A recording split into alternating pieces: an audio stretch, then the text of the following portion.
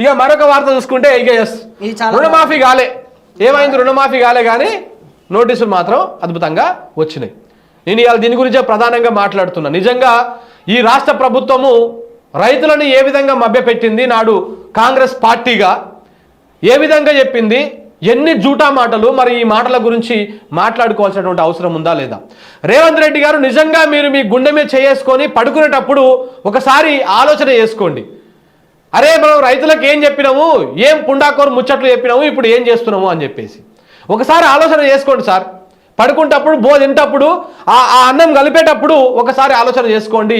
మనం ఎవరిని మోసం చేస్తున్నాము? రైతాంగాన్ని మోసం చేస్తున్నాము. రైతాంగాన్ని నమ్మించి గొంతు కోసినాం మనం. 9వ తారీఖు నాడు నేను రాగానే ఏం చెప్పినావు? రైతు భరోసా ఇస్తా, ఎకరానికి 10,000 చొప్పున అన్నావు. అది వేయలే.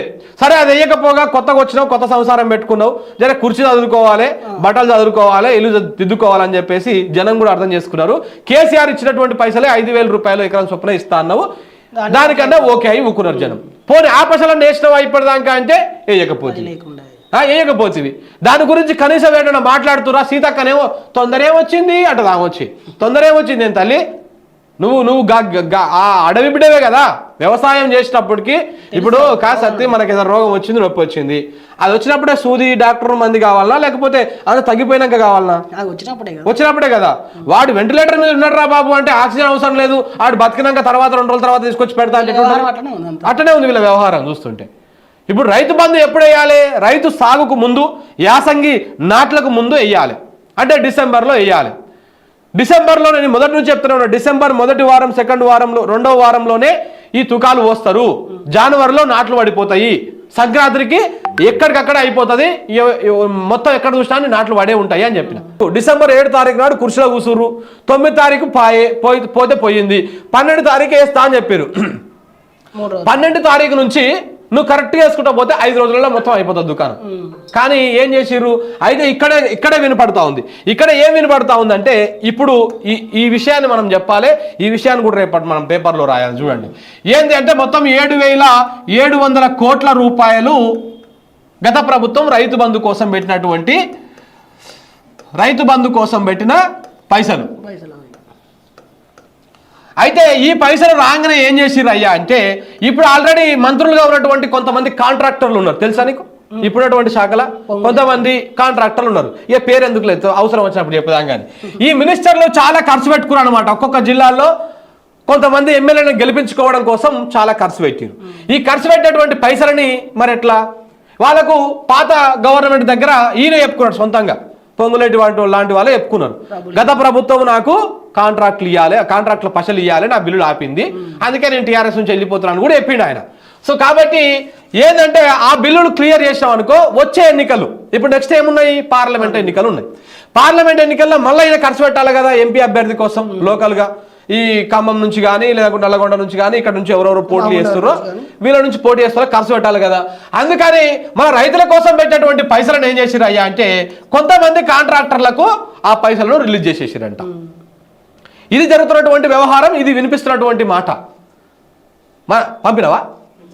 మన తెలంగాణ రైతుల కోసం పెట్టినటువంటి పైసలని, ఆ పైసలు మనకు వేయకుండా, రైతాంగానికి రైతు బంధు రూపంలో విడుదల చేయకుండా అవి వాళ్ళకి వేసిర్రు, కాంట్రాక్టర్లకు వేసిర్రు. ఇక చూడు అంటే ఇప్పుడు వీళ్ళకి రైతుల మీద ప్రేమ ఉందా, రాజకీయం మీద ప్రేమ ఉందా?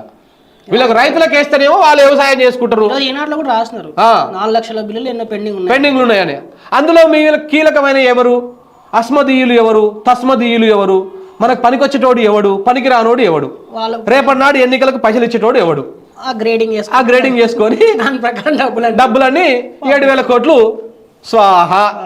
ఈ 7,000 కోట్లు మింగి మళ్ళీ ఏం తెలియదు అంగనాచి లెక్క అసెంబ్లీలోకి వచ్చి నేను శ్వేతపత్రం పెడుతున్నా, ఆ రాష్ట్రం మొత్తం అప్పుల కుప్ప అయిపోయింది కాబట్టి నేను రైతు బంధు వేయలేను, రుణమాఫీ చేయలేను అని డొంక సాకులు ఎత్తుక్కుంది.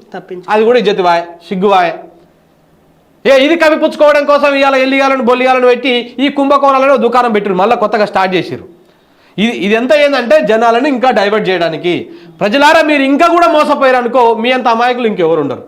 ఇప్పుడు అధికారంలోకి వచ్చినాక కూడా ఇంకా ఏదో కథలు అల్లేటువంటి ప్రయత్నాలు చేస్తూ ఉన్నారు. ఎందుకు అంటే ఈ రైతు బంధు గురించి మరిపియాలి, ఈ రుణమాఫీ గురించి మరిపియాలి, ఈ 6 గ్యారెంటీల గురించి మరిపియాలి, ఈ తెల్ల రేషన్ కార్డుల ముచ్చట గురించి మరిపియాలి. కాబట్టి ఇది ఎంత ఏంటంటే ఒక డ్రామా అన్నమాట. ఈయన 7,700 కోట్ల రూపాయలు రైతుల కోసం పెట్టినటువంటి పైసలను గత ప్రభుత్వము నువ్వు ఎంత మహానుభావుడు అయితే నీ కడుపు ఎంత సల్లగా ఉంటే నాయన నువ్వు తీసుకుపోయి కాంట్రాక్టర్లకు పైసలు ఇచ్చినావంటే నీ కాలు కడుక్కొని తెలంగాణ ప్రజలు చేయాల్సినటువంటి పరిస్థితి ఉంది. ఆ వార్తలో ఉంది ఆ పాలమూరు జిల్లా ఆయన రైతు. చూడు మరి చెప్తా, అది కూడా ఆడుకోయినాక అది కూడా మాట్లాడదాం. కాబట్టి గిట్లా 7,700 కోట్ల రూపాయలు అవి వీకినాక ఏం చేసిర్రు? రైతు బంధు పైసలు పడతలేవు అని మనలాంటి వాడు బతుకునేసరికి ఇక 12 తారీఖు నాడు, డిసెంబర్ 12 తారీఖు నాడు మేము ఇవాళ నుంచి పైసలు వేస్తున్నాం అని చెప్పారు. అంటే వేసినామని చెప్పారు. ఆ రోజు తెల్లారు రోజు ఈ 5 గుంటలు ఉన్నోళ్ళకు, 10 గుంటలు ఉన్నోళ్ళకు, 6 గుంటలు ఉన్నోళ్ళకు గిట్లాంటి వాళ్ళకు పడ్డాయి పైసలు. 6 రూపాయలు, 3 రూపాయలు. ఇప్పుడు నేను చెప్తే కదా మన మధ్య ఉమ్మడి నల్గొండ జిల్లాలో ఒక క్లస్టర్ ఉంటుంది. ఒక క్లస్టర్ ఒక ఏఈఓ కింద దాదాపు అక్కడ 8,000 ఎకరాలు ఉంటుంది. ఆ 8,000 ఎకరాలకు మొత్తం పైసలు వేయాలంటే కొంత కావాలి. దాంట్లో వీళ్ళు ఎంత వేసారు అంటే జస్ట్ 1% వేసారు. మరి ఈ 1% ఎవరికి పంచాలి, ఎవరి ముక్కులో పెట్టాలి? అందుకే ఏం చేసిండు ఆయన, ఒకరికి 10 రూపాయలు, ఇంకొకరికి 5 రూపాయలు, ఇంకొకరికి 6 రూపాయలు ఇట్లా వేసుకుంటూ పోయిండు. మరి వాడు కూడా ఏం చేయలేడు కదా.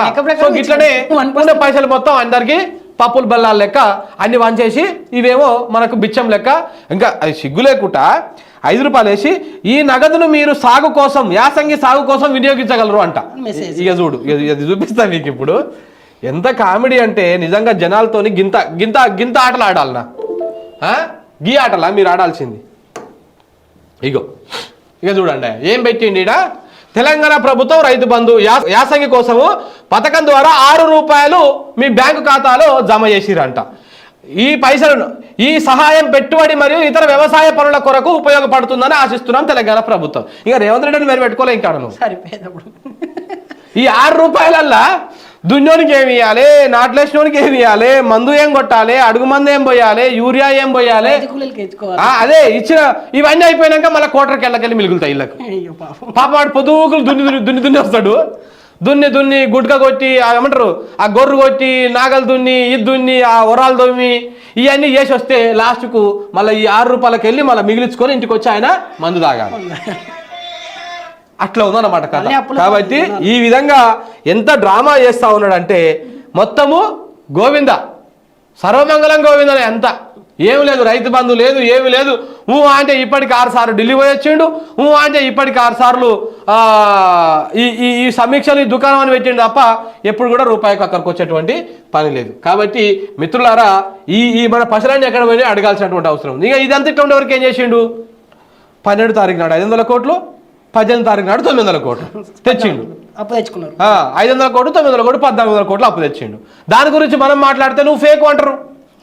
లెక్కలే ఉన్నాయి కదా. ఆర్బీఐ ప్రెస్ రిలీజ్ పోతే తెలుస్తుంది కదా నువ్వు ఫేక్ అంటారు. ఎవరు రాయలే. నిజంగా వాస్తవం చెప్పండి, మనం గర్వంగా చెప్పుకుంటాం. మనమే రాష్ట్రం, అది మనమే రాష్ట్రం. కేవలం మనం 900 రాష్ట్రం అప్పటికి. ఇంకా అంటే మార్నింగ్ వచ్చింది మళ్ళీ తర్వాత సెర్చింగ్ లో క్రమంగా అన్ని దేడాడుకుంటూ వస్తుంటే అట్లా అప్పు చేస్తే మళ్ళా కేంద్రంకి వెళ్ళి 1,533 కోట్లు వచ్చినాయి. అంటే ఇవే కమ్సే కమ్ 3,000 కోట్లు. సరే ఆ 7,000 కోట్లు మింగితివి నీ కాంట్రాక్టర్లకు నీ పార్టీ కోసం పనిచేసే వాళ్ళకి ఇచ్చుకున్నావు. సరే పాయ్ ఈ 3,000 కోట్లు ఉన్నాయి కదా, మరి ఇవన్నీ ఇవ్వాలి కదా. రైతు బంధు 1 ఎకరం 2 ఎకరాల లోపలికే సరిపోతాయి. అవన్నీ ఇవ్వాలి కదా. అవి ఇవ్వకపోతే అంటే ఎంతసేపు ఉన్నా మన కోసం. అంటే మనము కాంగ్రెస్ ప్రభుత్వాన్ని ఎందుకు ఎన్నుకున్నామయ్యా అంటే కాంగ్రెస్ పార్టీలో ఇవాళ మంత్రులుగా ఉన్న, ఎమ్మెల్యేలుగా ఉన్న, ఇవాళ పెద్ద పెద్ద నాయకులుగా ఉన్నటువంటి కాంట్రాక్టర్ల బిల్లులు క్లియర్ చేసుకోవడం కోసం మాత్రమే మనం ఈ ప్రభుత్వాన్ని ఎన్నుకున్నట్టు అనిపిస్తుంది మిత్రులు. అంతకంటే ఎక్కువ ఉందా? అంతకు మించి ఇంకోటి ఏమి లేదు. ఇక ఇది ఇట్లా ఉంటే ఇక్కడ చూడండి, రైతులకేమో రుణమాఫీ కాలే కానీ ఇట్లా నోటీసులు వస్తున్నాయి. పాపం ఇది ఎప్పుడైపోయింది?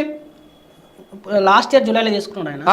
ఈ ఇయర్ జూలైతో అయిపోయింది. కానీ రేవంత్ రెడ్డి గారు చెప్పడంతో ఏం చెప్పిండు? ఇక సార్ రాగానే రుణమాఫీ చేస్తాడు, ఇక ఎందుకు మళ్ళీ పోయి మనం మిత్తిలు కట్టుడు.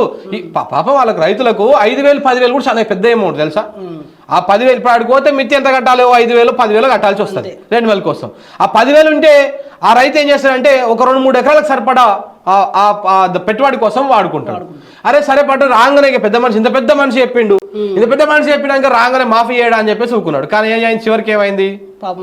నోటీసులు వచ్చినాయి. ఈ నోటీసులకు కనుక రెస్పాండ్ కాకపోతే వాడు వేలం అంటాడు, ఇది అంటాడు, అది అంటాడు, దావా చేస్తారంటే ఆ దావాకు మళ్ళీ ఆయన డబ్బులు కట్టుకోవాలి. చూడు నోటీస్ కూడా 500 రూపాయల నోటీస్ కూడా డబ్బులు ఆయన ఇవ్వాలి, ఈయన ఇవ్వాలి. సరే ఇట్లా ఉంటుందన్నమాట వ్యవహారం. చూడండి ఇక చూడండి. కట్టాల్సిందే అంటూ రైతులకు నోటీసులు ఇస్తున్నారు. లేదంటే చట్టపరమైనటువంటి చర్యలు తప్పవని హెచ్చరిక. రైతు బంధు పైసలు రాక రుణమాఫీ కాక తిప్పలు పడుతున్నటువంటి అన్నదాతలు రైతులకు పాత రోజులను గుర్తు చేస్తారు వీళ్ళు. ఎప్పటి రోజులను అప్పట్లో ఉంటుండే చూసినావా? ఆ గుద్దుడు బ్యాంక్ వాళ్ళు తెలుసా నీకు?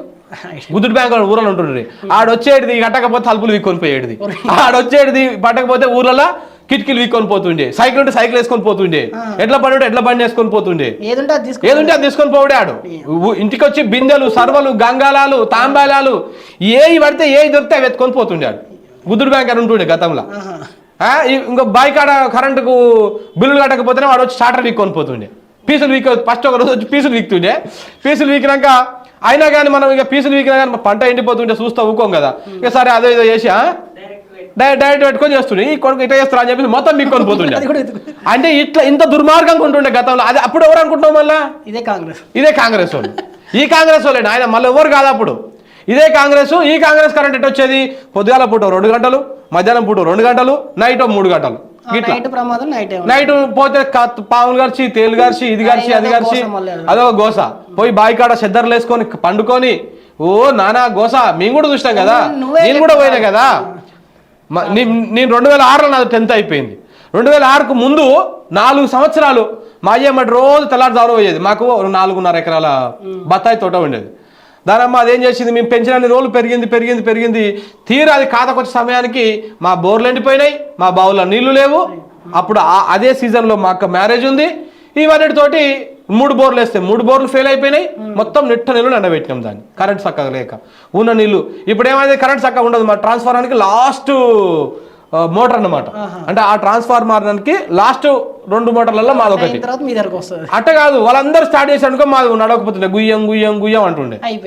ఇక అయిపోయి తెల్ల నైట్ పోయి పెట్టాక ఇక చివరికి అది ఎండిపోయినాక దానికి కొట్టేసినాం. అంటే గిట్లా మా ఒక్కరిదే కాదు, నల్లగొండ జిల్లాలో పాలమూరు జిల్లాలో ఇట్లాంటి ఎతలు ఎన్ని అంటే అన్ని ఉన్నాయి.